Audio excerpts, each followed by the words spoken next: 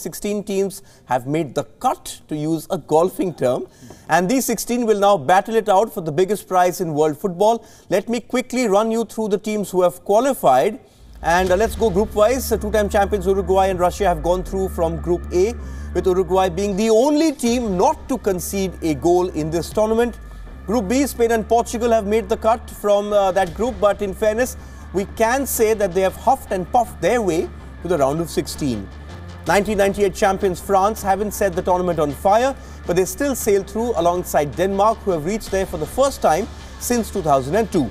Croatia have pushed themselves right up the queue of contenders after topping Group D. Two-time champions Argentina have just about managed to avert disaster.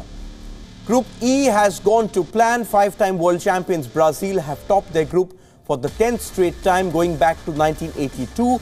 Switzerland, ranked 6th in the world, joined them there. The big shock has come from Group F.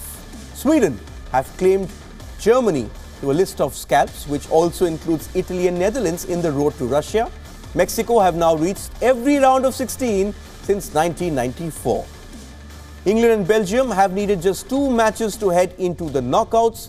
And finally, the last 2 teams to make it are Colombia and Japan. One of these 16 teams will lift the FIFA World Cup on July 15th.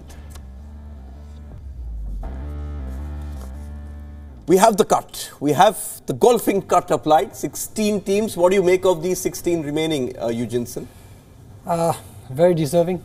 I feel they did their best, and they were upsets, you know. And from them all, I would say Croatia have done the best among each and every one of them. So I feel like it's going to be a very tough route to the final.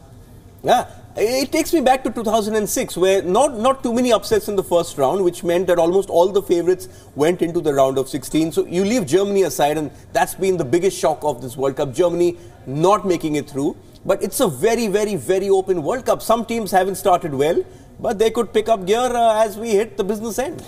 I mean, everybody gets excited, right? Every time the World Cup comes around, there's a lot of excitement. But, you know, I've loved this World Cup. It's been different to before. It hasn't been a little bit tedious, and yeah, we know they are going to qualify. You know, Germany is the biggest one, of course. Yeah. Serbia, we expected.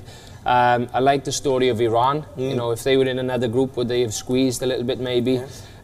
Belgium and England was relatively easy because of the 2 teams that were in their group. If they had had maybe a more difficult team, would it have been the same, like in Iran? Yeah. Maybe not. So, you know, it's nice to see this. This round of 16 now, everybody watching this World Cup, football fans, coaches, players, they're going to be excited because of what is thrown so far.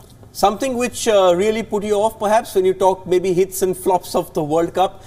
Poland had Robert Lewandowski not scoring a goal. We have had some big reputations taking a hit as well in this World Cup. I'm not referring to Diego Costa and Pepe.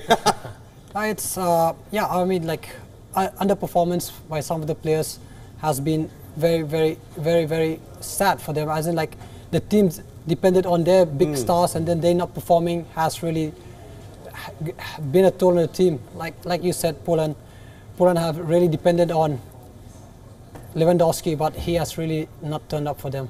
One player for you who's been an absolute, he's had a shocker of a World Cup, who hasn't helped his team over the line? Think. I would have to say in 2 games, probably Sami Khedira. With the quality of play that we've known him, he's a champion, club level, national team level also. He was really underwhelming in both games, even to do his job as a defensive midfielder. Germany weren't terrible in terms of their play, but you know, they lost games. Yeah, and those 2 games he played, they lost, and they probably cost them a spot in the knockout.